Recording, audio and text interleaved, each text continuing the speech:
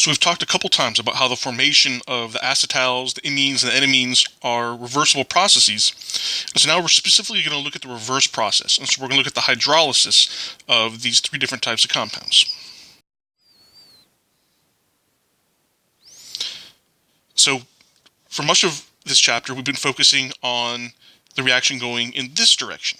So reacting a ketone with two equivalents of an alcohol to form an acetal.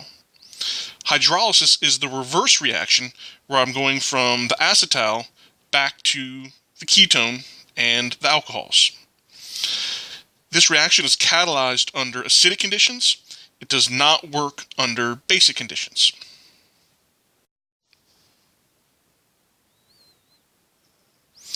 So the mechanism for the hydrolysis of an acetal is the exact reverse of the mechanism for the formation of the acetal. So if you look at each one of these intermediates, these are the exact same intermediates that we had for the formation of the acetal. It's just like running the movie in reverse.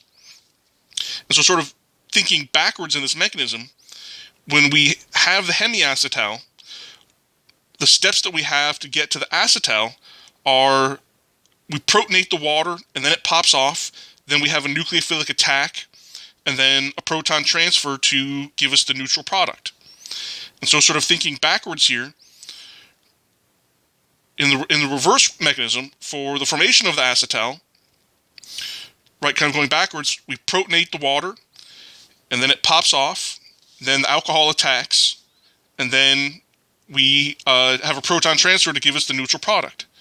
So going in this direction, we have a proton transfer to protonate the alcohol. The alcohol pops off.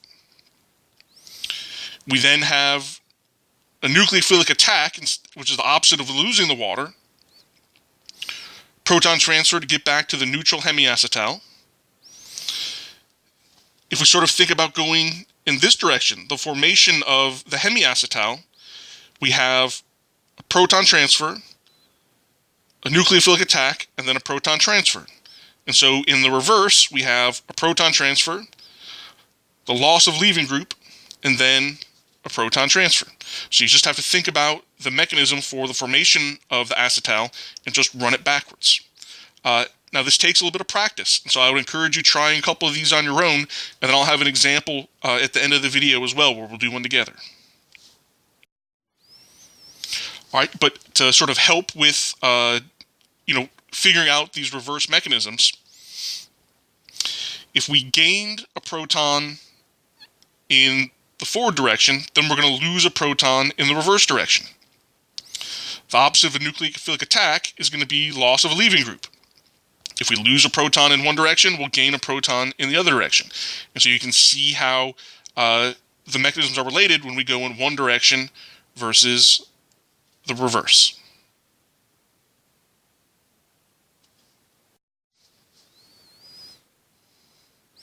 Okay, just like the formation of an acetal is reversible, and we can go back to the ketone, the same thing is true for the imines and the enamines when we have nitrogen nucleophiles. Under acidic conditions, we can hydrolyze these compounds to go back to the ketone and the imines. And just like the mechanism for the hydrolysis of an acetal was the exact reverse of the mechanism for the formation of the acetal, the same thing is true about these mechanisms. And so to finish off this video, let's do one of these mechanisms together, and we'll draw out that mechanism. All right, so we want to draw the mechanism for the acid-catalyzed hydrolysis of this compound. So what I like to do for these hydrolysis reactions is just run the reactions for the formation of these compounds in reverse. So I know the steps I would take to form this amine would be a nucleophilic attack, where the amine attacks the ketone, then two proton transfers to get me to the neutral intermediate. Then the water pops off in two steps. We first protonate the water, then it pops off, and then we finish it off to get to the neutral product with a proton transfer. So those would be the steps to form this compound. So the steps to get rid of it, last would be a proton transfer, nucleophilic attack, 3 proton transfers, and we'll finish with the loss of leaving group. So we're going to focus on these steps running in that direction. Now, in the mechanisms that we looked at for the formation of these imines and also the enamines, the things doing the reagents that we used to do the proton transfers were the amine that we were adding and then its ammonium ion. I think going in this direction, since we're not adding a bunch of the amine to begin with, we're going to end up with that as the product, and we're adding acid. So initially we don't have any of those amines and the ammonium ions. I think it probably makes sense to use water and hydronium ion as the reagents for doing the proton transfers. So the first thing we need to do is protonate this guy.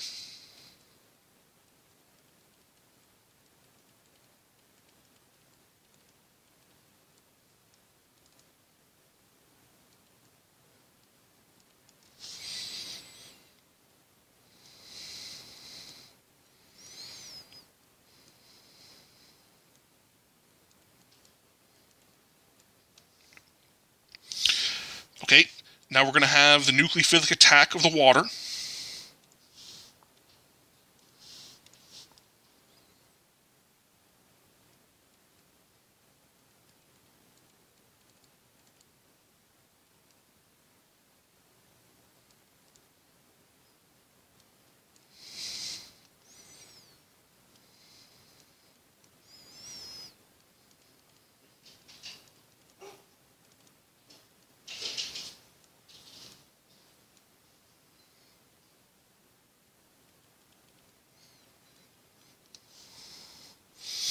Okay, now to get to the neutral intermediate, I need to deprotonate that water.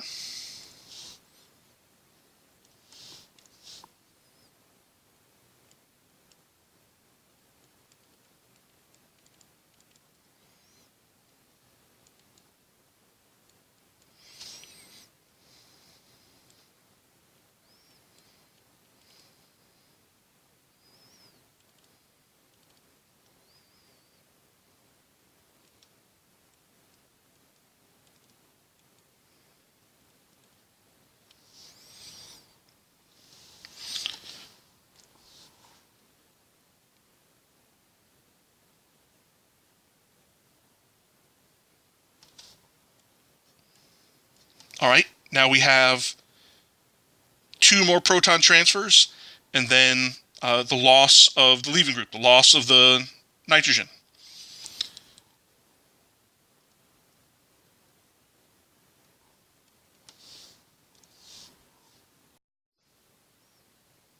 So first we're going to protonate the nitrogen.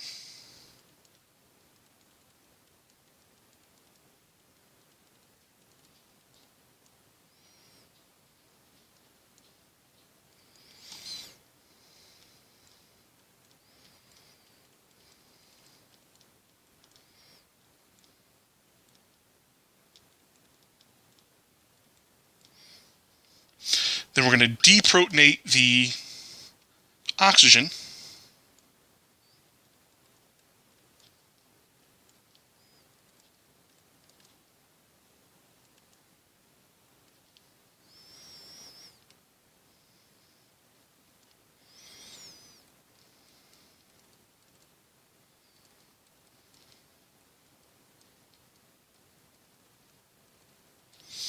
And then the final step is the loss of the leaving group.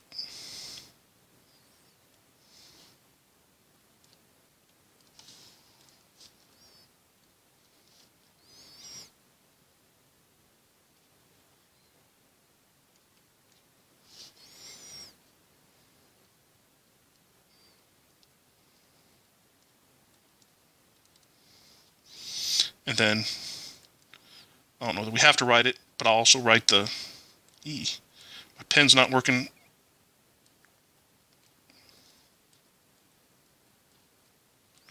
So we'll get the ketone and the methylamine.